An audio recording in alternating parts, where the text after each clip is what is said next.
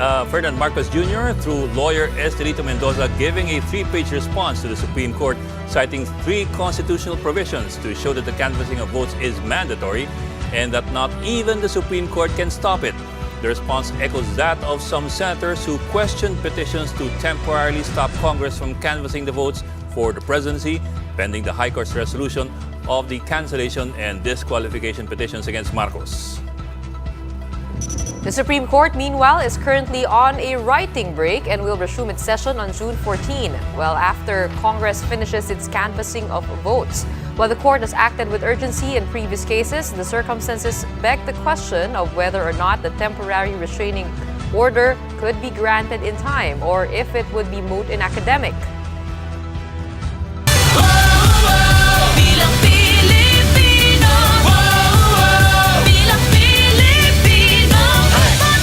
Time for today's biggest headlines. I'm Gretchen Ho. And I'm Edwin Gao. You're watching The Big Story.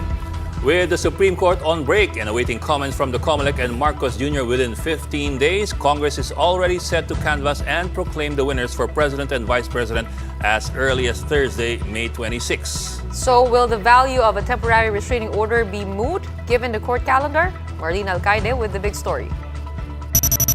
The Supreme Court has asked the COMELEC, Ferdinand Marcos Jr. and both chambers of Congress to comment on the petition seeking to cancel the presumptive president's certificate of candidacy and the prayer to issue a temporary restraining order against the canvassing of votes for president and the proclamation of the winner.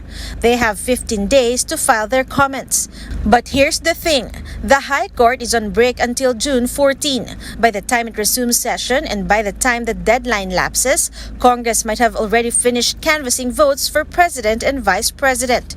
Both chambers are already preparing to convene as National Board of Canvassers starting May 24th. They plan to finish the count by next week. Senate Minority Leader Franklin Drilon says the SC cannot stop them from doing their constitutional mandate. First, I am confident that the justices of the Supreme Court will exercise self-restraint and refrain from issuing a TRO because the Congress is a constitutional body tasked under the Constitution to canvass the votes and proclaim the winner. But even if a winner is proclaimed, former IBP President Atty. Domingo Cayosa says the SC could still decide on the petitions. Sasabihin ng Supreme Court that in similar cases, kahit na na-proclaim yung nanalo, meron pa rin pagkakataon na yung Supreme Court, sinabi nila, void ang certificate of candidacy nito. Ang legal effect niyan, as if he was never a candidate. But should the SC decided to issue a TRO, Cayosa says, kung hindi pa, for one reason or the other, na-proclaim, na-qualify yung president-elect, the new vice president will act as president. Cayosa added that the SC has the power to review decisions and petitions filed before the COMELEC. For their part, Marcos Jr.'s legal counsel is set to ask the SC to dismiss these petitions. For News 5, Marlene Alcaide, we are One News. Despite that, Congress is still preparing to canvass votes to formally proclaim the next president and vice president by next week. JC Cosico with the story. It's almost all systems go at the Batasang Pambansa for the upcoming canvassing of votes for president and vice president. Aside from the preparations being done outside of the venue, the session hall of the Batasan is now brightly lit after a renovation of the area. Digital boards have also been put up for this year's canvassing, a departure from the usual whiteboard tallying of canvassed votes. There are also document scanners that can project certificates of canvass in the big screen. Ready na tayo, ready na yung house sa canvassing next week. So all systems go na tayo. So tapos yung meeting yesterday naman was nag-briefing lang yung team sa mga members natin, members ng canvassing committee ng part ng house. A total of 160 people will be allowed inside the session hall to observe the canvassing. A negative antigen test is still needed to enter the Batasan, along with appropriate accreditation forms. The NBOC assures the public that they will be transparent with this year's canvassing. Or 99.88% yata nung validation, nung pag-check nila, comparing it with the digital transmissions were actually accurate. No? So I think this election has been very transparent. Technology has helped us a lot, and participation of the people has been at an all-time high. So we will give due course naman with what the people wanted, who they voted for. Some of the congressmen joining the canvassing committee include current House Speaker Lord Alan Velasco, Majority Leader Martin Romualdez, who's eyeing the speakership, Congressman Boying Remulla, Abraham Tolentino, Rempi Bondok, Stella Kimbo, Christine Singson Mihan, and Sharon Garin. While Juliet Ferrer, Kiko Benitez, Manix Talipe are among the reserve or alternate committee members. The canvassing committee assures that all camps will be well represented. Lahat naman na abogado, they will make their appearance, no? I-recognize sila. So everybody will have a chance to be represented during that. And ang NBOC na to has their rules na rin on the different stages. I think well represented naman ang lahat-lahat. If we have issues, I think it's more on, if it's more on the returns, then that will be entertained. Pero ibang issues kasi baka isama no? Pero I think we will stick to the canvassing lang. The ballot boxes containing the COCs are set to arrive on Monday, May 23rd from the Senate as regular session resumes. On the 24th, the lower and upper houses will convene as the National Board of Canvassers to proclaim the next president and vice president, for which they will make an announcement on May 27th. For News 5, JC Cosico, We Are One News. These are the other big stories tonight.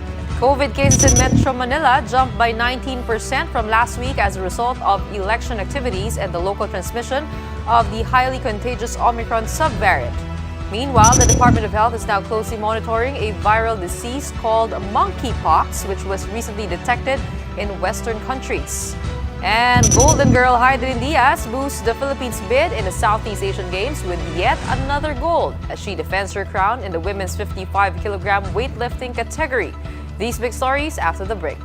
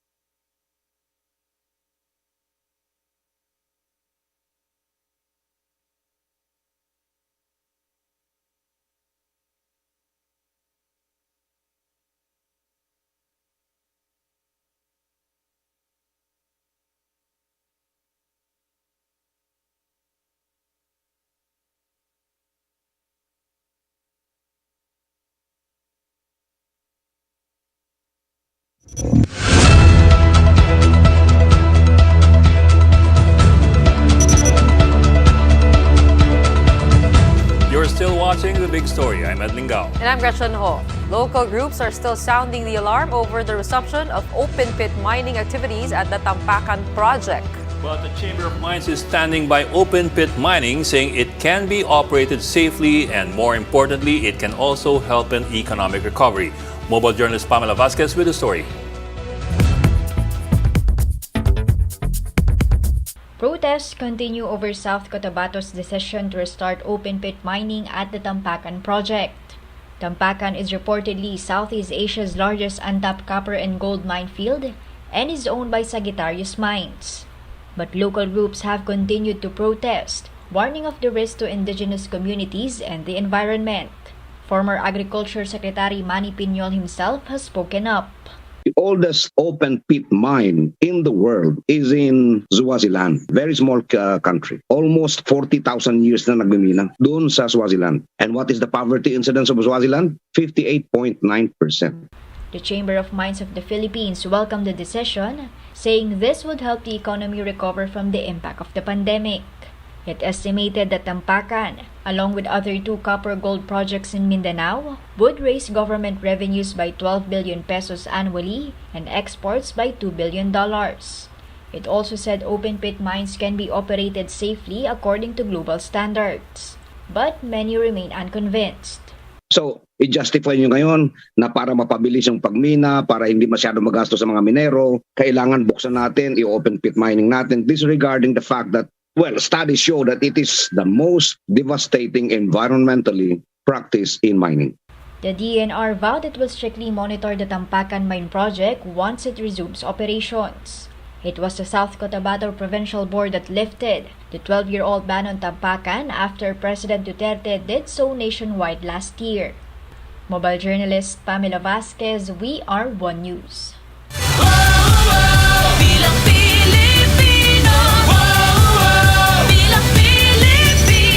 COMELEC has postponed the proclamation of winning party list groups to next week as it waits for the results of the special elections in some parts of Lanao del Sur. With 600,000 votes, results from Lanao del Sur may still affect the determination of winning party list groups and the number of seats entitled to each and every one. COMELEC earlier declared a failure of elections in 14 barangays in the 3 Lanao del Sur municipalities. COMELEC says the canvassing of votes for the party list groups are set to resume on May 25. Matatransmit sa amin ang result ng mismong gabi rin ng 24. Baka po makapagproklama na kami ng mga party list representatives and the organization by 25 po, ang latest po yan 26 ng Mayo. That will affect yung ranking.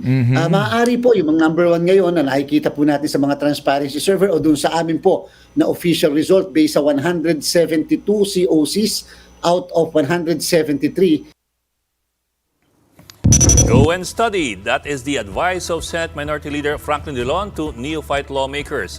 In an interview with 1PH's Sotto the senator gave this advice to first-time lawmakers, stressing that it will help them prove the validity of their pronouncements. First-term senators this 2022 include actor Robin Padilla and broadcaster Rafi Tulfo. Dillon told senators to observe the Senate's traditions for a few months and to learn from the senior lawmakers. Kaya ang aking payo sa aking kasamaan, unang-una, mag-aaral po kayo. Makinig muna sa mga mas nakakatanda, mas nakakatagal. Pakinggan muna, mag-observe muna, alam mong masubatan. Over a week after the 2022 elections, a cleanup of campaign materials has been launched. But once taken down, where do all the trash go? Jared De La Peña tells us in this report. The MMDA is still removing posters and tarpaulins in Metro Manila 10 days after the elections. Based on their estimates, they were able to collect almost 2,000 trucks worth of election paraphernalia. They admit that clearing operations can be quite a challenge. Yun pong mga delikadong mga lugar, katulad ng may mga kuryente o may matataas na lugar na delikado po para sa ating mga nagbabaklas o na baka makadulot ng aksidente po sa kanila. At yung mga masisikip na lugar. But where do these trash end up? Some of the tarpaulins are donated to various groups which are then repurposed into bags and other items. Others end up at the MMDA's plant in Tondo, to be made into hollow blocks or pavement stones. Other plastic items, as well as granulated tarpaulins, are being mixed with stones, sand, and cement. The MMDA's engineer said these are durable enough to be used for some of the MMDA's projects. Ginagamit namin talaga siya sa mga construction, lalo na yung mga upgrading sa mga pumping station namin. In terms of time, kasi di ba alam namin procurement days sobrang haba. So ito, at least tatawag na sila, kukuha na sila dito ng materials. The MMDA's plant can produce 35 pieces of hollow blocks and more than 100 pavement stones a day. The agency plans to increase its capacity next year. For News 5, Gerard de la Peña, We Are One News.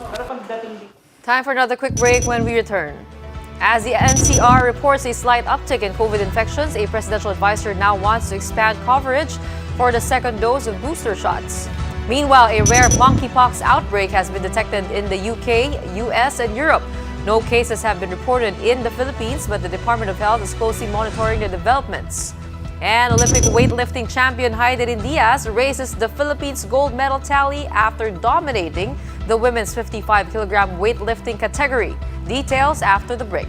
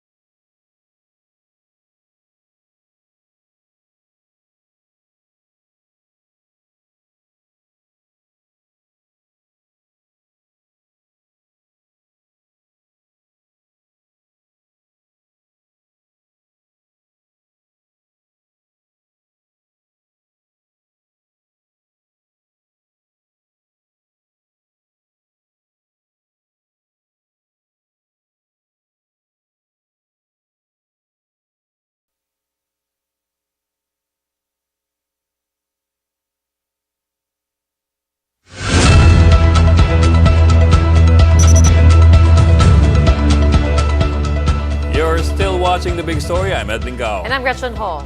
Following months of election-related activities and the local transmission of the Omicron subvariant, the Octa Research Group has now noted an uptick in COVID-19 cases in Metro Manila. The DOH is now reiterating its call for everybody to get boosted to combat the spread of the new variant. Shaila Francisco with the story. New COVID-19 cases in Metro Manila jumped by 19% from a week before amid mass gatherings during the election period.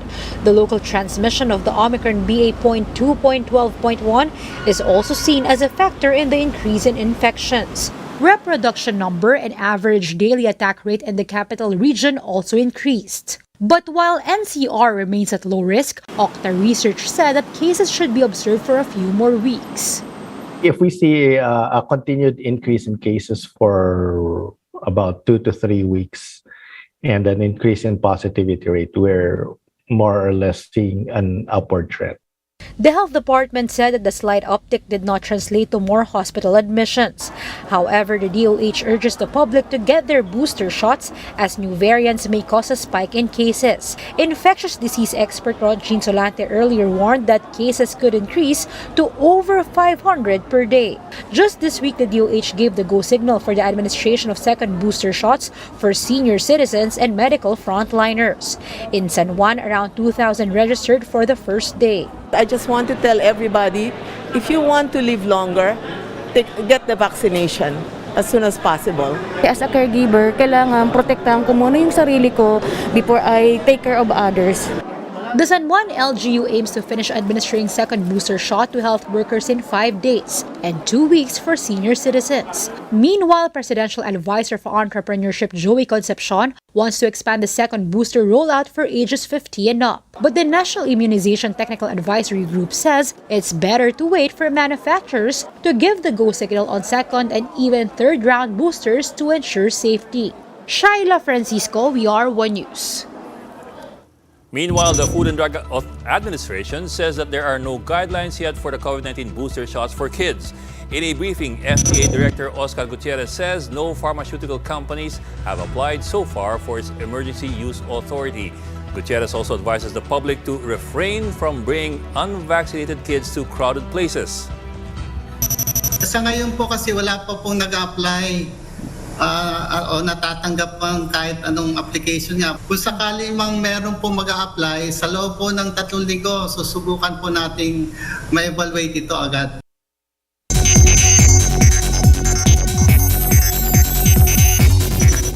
In world news, a rare outbreak of the viral disease monkeypox has been detected in Western countries, raising the alarm in other parts of the world. A handful of monkeypox cases have been reported in Europe, US, UK, and Australia. The monkeypox virus spreads through close contact and is known to cause fever, headache, and a distinctive bumpy rash. The Department of Health says no case of monkeypox has been detected in the Philippines, but it is closely monitoring the developments here. The first ever case was reported in England on May 7 from a traveler who went to Nigeria. Meanwhile, the South Korean embassy in Manila announced that it will resume the issuance of tourist visas by June 1. The embassy says all types of visas, including tourist C39, will resume its application and issuance. Meanwhile, multiple entry visas issued before April 5, 2020, which have yet to expire, may be used without reapplication.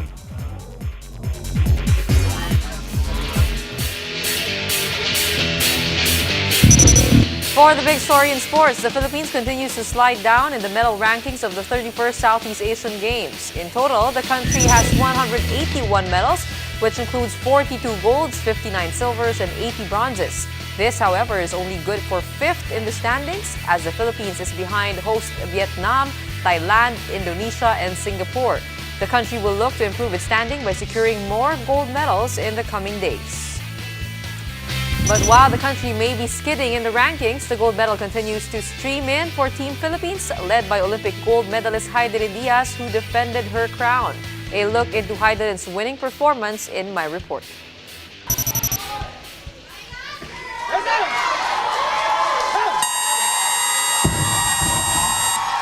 All smiles indeed for Olympic gold medalist Heidelin Diaz as she retained her weightlifting gold in the women's 55-kilogram class of the 31st Southeast Asian Games.